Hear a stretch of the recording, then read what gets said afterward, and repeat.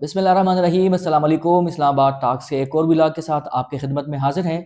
आज के व्लॉग में हम आपके साथ 4 अहम न्यूज़ और उसके तज्ज़िया, उस न्यूज़ के एनालिसिस और उसका एक पोस्टमार्टम आपके साथ शेयर करेंगे कि ख़बर क्या है और उसका एनालिसिस क्या बनता है। सबसे पहले जो ख़बर मैं आपके साथ शेयर करूँगा वो है वज़ीर आला खैबर पख्तूनख्वा सुहेल अफरीदी के हवाले से।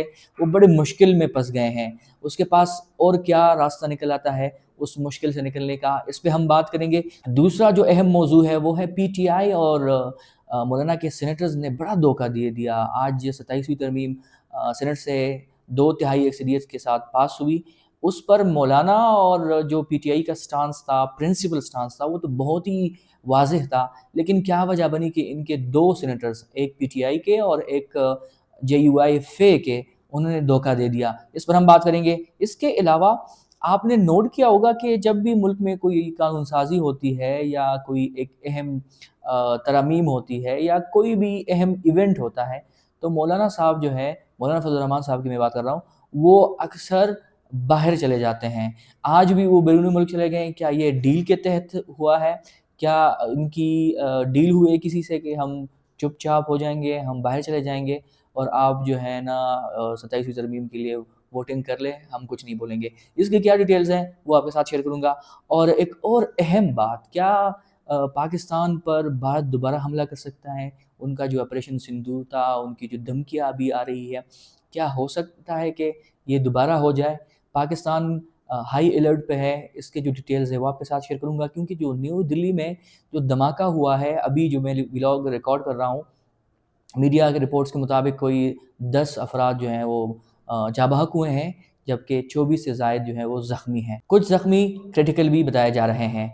उसके बाद उन्होंने किस पे इल्ज़ाम लगाया और वो ऑपरेशन सिंदूर की धमकी क्यों दे रहे हैं, इसके डिटेल्स आपके साथ शेयर करूँगा। सबसे जो पहली खबर है वो है सुहेल अफरीदी वज़ीर आला खैबर पख्तूनख्वा के हवाले से।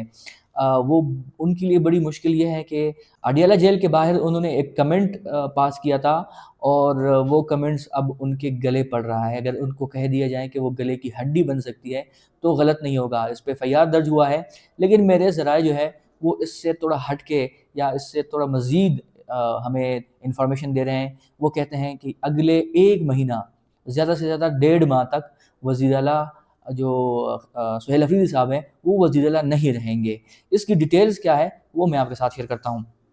वज़ीर आला खैबर पख्तूनख्वा के खिलाफ झूठे और गुमराह कुन बयानात के ज़रिए रियासती इदारों की साख को नुकसान पहुँचाने के इल्ज़ामात पर पीका एक्ट के तहत मुकदमा दर्ज कर लिया गया है। सुहेल अफरीदी के खिलाफ national cyber crime investigation agency ने पीका एक्ट के तहत मुकदमा दर्ज कर लिया। Cyber crime reporting centre Islamabad में शहरी की शिकायत पर मुकदमा दर्ज किया गया है। मुकदमे की एफआईआर में सुहेल अफरीदी पर रियासती इदारों के खिलाफ नफरत, गुमराह कुन मालूमात, झूठे और बेबुनियाद बयानात पर मबनी वीडियोस सोशल मीडिया पर फैलाने के इल्ज़ाम आयद किया गया है। एफआईआर के मतन में कहा गया है कि सोशल मीडिया पर मौजूद वीडियोस में रियासत और कौमी सलामती के इदारों की साख को नुकसान पहुँचाने की कोशिश की गई है। मजीद कहा गया है कि वज़ीर आला केपी ने अडियाला जेल के बाहर रियासती इदारों के खिलाफ झूठ पर मबनी मीडिया टॉक की और पीटीआई के ऑफिशियल पेज से भी रियासती इदारों के खिलाफ वीडियो को फैलाया गया। ये तो जो एफआईआर उनके खिलाफ दर्ज हुई है ये उसके हवाले से न्यूज़ है, लेकिन मेरे ज़राए ये बताते हैं कि अहम हलकों ने ये फैसला किया है कि अब वज़ीर आला खैबर पख्तूनख्वा सुहेल अफरीदी हमें नाकाबिल कबूल हैं। इन्होंने एक रेड लाइन क्रॉस की है और वो ये समझते हैं कि इनका इस अहम ओहदे पर मज़ीद रहना नागुज़ीर है और हो सकता है कि महीने में, और अगर ज़्यादा दिन लगे तो 1.5 माह में वो सीएम शिप से हटा दिए जाएंगे। मैंने जब उससे पूछा कि हो सकता है कि कियास आराई बढ़ जाए, एक सूबा है वहाँ पर पहले से दहशतगर्दी के मसाइल हैं, एक्सट्रीमिज़म है, सिक्योरिटी के बेतहाशा मसाइल हैं, तो अगर इसमें इस तरह किया जाए तो क्या होगा? उसने कहा कि जो भी होगा, लेकिन अहम हलकों ने डिसाइड कर लिया है कि अब इससे ये ओहदा छीन लिया जाए। इस पर जो अपडेट आएगी वो मैं आपके साथ शेयर करूँगा। एक और अहम न्यूज़ आज के हवाले से 27वीं तरमीम जो है वो सीनेट से पास कर ली गई। इसमें ताज्जुब वाली बात और इसमें जो हैरत वाली बात थी वो ये थी कि पीटीआई और मौलाना के एक एक सीनेटर ने इस तरमीम के हक में वोट दिया, जिसको एक बड़ा धोखा سمجھا جا رہا ہے۔ JUIFA کے سینیٹر احمد خان اور PTI کے سینیٹر سیف اللہ ابرو صاحب، انہوں نے اس ترمیم کے حق میں ووٹ دیا ہے۔ اگر آپ ان کی پرنسپل سٹانس دیکھ لیں دونوں جماعتوں کے، تو وہ اس کو اپوز کر رہے ہیں۔ وہ یہ نہیں سمجھتے کہ جو 27ویں ترمیم آ رہی ہے یہ عوام کی فلاح کے لیے ہے یا ریاستی اداروں کی مضبوطی کے لیے ہے۔ اس کا سٹانس بہت ہی واضح ہے، لیکن پھر کیا بنا کہ ان دو سینیٹرز نے حکومت کے اس ترمیم کے حق میں ووٹ دیا ہے۔ اس پر لکھتے ہیں کہ تحریک انصاف اگر بائیکاٹ کی بجائے مخالفت میں ووٹ دیتی تو جمہوریت کے لیے زیادہ اچھا ہوتا۔ مبشر زیدی صاحب کہتے ہیں کہ اگر آپ اس کو اس طرح بھی دیکھ لیں تو تحریک انصاف نے 27ویں ترمیمی ایکٹ کا بائیکاٹ کر کے جمہوریت کا کچھ برہم رکھا ہے۔ اس طرح سینیٹر آبرو صاحب ہیں، لیکن یہ آبرو صاحب کے لیے پہلی دفعہ نہیں ہے۔ آپ نے 2024 کے الیکشن میں بھی دیکھا ہوگا کہ آبرو صاحب جو ہیں وہ بلاول بھٹو صاحب کے حق میں دستبردار ہو گئے تھے، اور اس وقت سے لے کر ان کے جو سمبند تھے PTI کے کچھ قریبی ساتھیوں سے، جیسے سینیٹر شبلی فراز صاحب ہیں، ان کے ساتھ تو بہت اچھے ہیں، لیکن جو اور لوگ ہیں جو نظریاتی لوگ ہیں وہ کہتے ہیں کہ انہوں نے ہمیں دھوکہ دیا ہے۔ اس کے علاوہ جو لوگ اس کے بارے میں سمجھتے ہیں وہ یہ کہتے ہیں کہ JUIFA کے جو سینیٹر ہیں ان کے حوالے سے یہاں پر جو رائے پائی جاتی ہے وہ میں آپ کو بتا دوں۔ وہ کہتے ہیں کہ پارٹی پالیسی کے خلاف ووٹ دینے والے JUIFA کے سینیٹر احمد خان وہی ہے جن کو وفاقی وزیر خواجہ آصف طاقتور ٹھیکیدار کہا کرتے تھے۔ ان کے والد حاجی ظاہر خان بلوچستان کے مشہور کاروباری گروپ ZKB کے سربراہ ہیں۔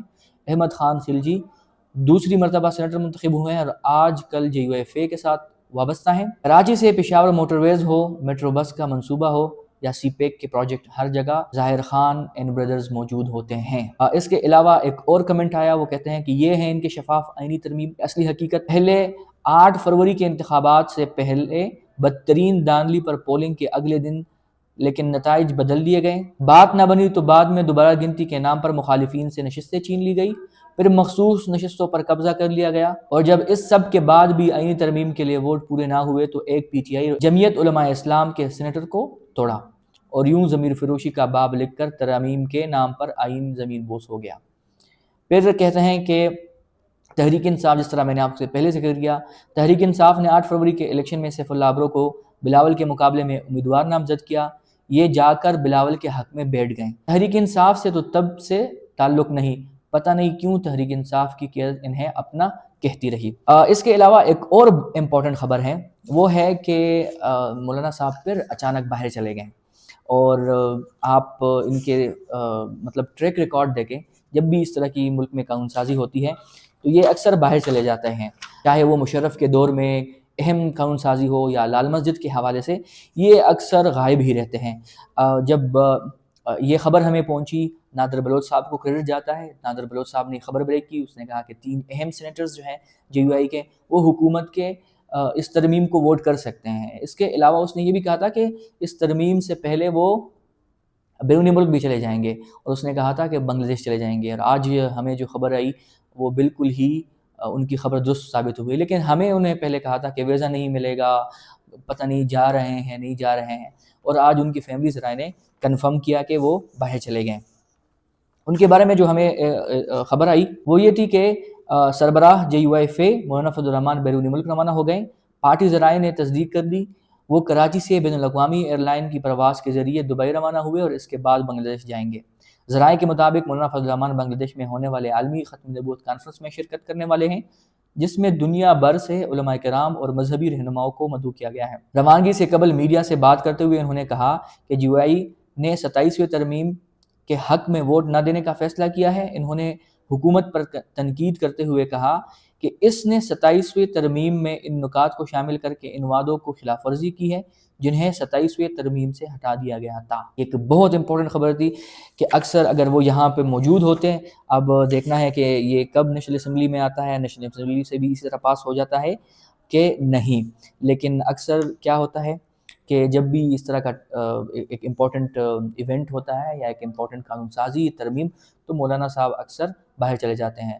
ہاں، اگر ان کو آپ کریڈٹ دے دیں کہ وہ اگر اپنے شک اس میں شامل کر لیں، تھوڑے سے اپنے کام اس میں شامل کر لیں، تو شاید وہ 26ویں ترمیم کی طرح لوگوں کو رضامند بھی کر لے کہ بھائی آپ اس کو ووٹ دے دیں. جیسے انہوں نے پی ٹی آئی کو بتا دیا تھا کہ اگر آپ نہیں کریں گے تو آپ پر سختی ہوگی، اور یہ اپنے شک جو حکومتی اراکین ہیں یا حکومت ہے وہ اپنے شک کے ساتھ اس کو پاس کر لے گی تو آپ کے لوگ اغوا ہو جائیں گے. اس طرح ایک اور امپورٹنٹ خبر ہے، آج اب سے تھوڑی دیر قبل بعد کے دارالحکومت نئی دلی میں لال قلعے میٹرو اسٹیشن کے قریب زوردار دھماکہ ہوا ہے. اس کے نتیجے میں 9 افراد جاں بحق جبکہ 24 زخمی ہیں، اور ان زخمیوں میں بھی کچھ کے جو حالت ہے وہ کرٹیکل بتائی جا رہی ہے. اس کے بعد اچانک جو میڈیا ہے، ان کے جو انالسٹ ہیں، ان کے توپوں کا رخ جو ہے وہ پاکستان کی جانب ہو گیا، اور وہ پاکستان کو الزام ٹھہرا رہے ہیں، اور وہ کہہ رہے ہیں کہ یہ پاکستان نے کیا ہے.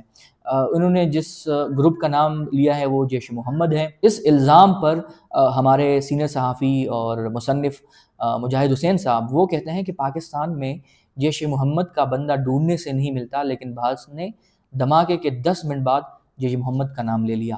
اب اس سے جو ایک خدشہ مجھے نظر آ رہا ہے وہ یہ ہے کہ جس طرح میں نے آپ کو پہلے کہا تھا کہ جب ان کی ڈیل ہوئی تھی امریکہ کے ساتھ، دفاعی معاہدہ ہوا تھا، تو میں نے کہا تھا کہ کچھ نہ کچھ اس طرح کا ایڈونچر کرے گا، اور انڈیا کا جو رویہ ہے اس خطے میں وہ ایک بولنگ سٹیٹ کا ہے، ایک بدماش کا ہے، اور ہو سکتا ہے کہ وہ کچھ نہ کچھ اس طرح کا فالس فلیگ آپریشن کریں اور پاکستان کو نشانہ بنائیں.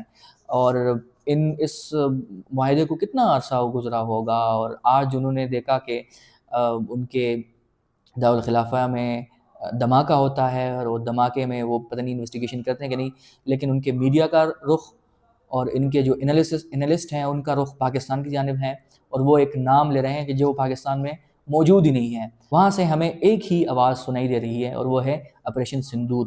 آپریشن سندور کیا تھا؟ جب انڈیا کے زیر انتظام کشمیر میں ٹورسٹ پر حملہ ہوا تھا، جس کو پاکستان نے بھی ڈینائی کیا تھا، لیکن اس کا بدلہ لینے کے لیے اور انہوں نے پاکستان پر حملہ کیا، اور اس حملے اور یا اس آپریشن کو انہوں نے سندور کا نام لیا. اور پھر پاکستان نے جب جوابی کارروائی کی تو ان کے رافیل گرا دیے گئے ہیں، اور پھر ان کو صدر ٹرمپ سے منتیں کرنی پڑی کہ آپ اس جنگ کو روک دیں، اور پھر پاکستان نے صدر ٹرمپ کی درخواست منظور کی اور جنگ بندی ہو گئی. لیکن اب پھر مجھے ایسا لگ رہا ہے کہ حالات اس طرف جائیں گے، کیونکہ یہ ان کے کیپٹل میں ہوا ہے. اب اس پر مزید کیا اپڈیٹس ہوں گے وہ میں آپ کے ساتھ شیئر کرتا رہوں گا، کیونکہ ہم نے دیکھا ہے کہ جب بھی اس طرح کا کوئی واقعہ ہوتا ہے تو میڈیا کا اور ان کے جو انالسٹ ہیں، دفاعی تجزیہ کار ہیں، ریٹائرڈ فوجی افسران ہیں، ان کا جو رویہ ہے وہ تلخ ہو جاتا ہے. اس پر آپ کیا سمجھتے ہیں؟ اپنی رائے سے ہمیں آگاہ کریں. ملتے ہیں نیکسٹ ولاگ میں، تب تک کے لیے اللہ حافظ.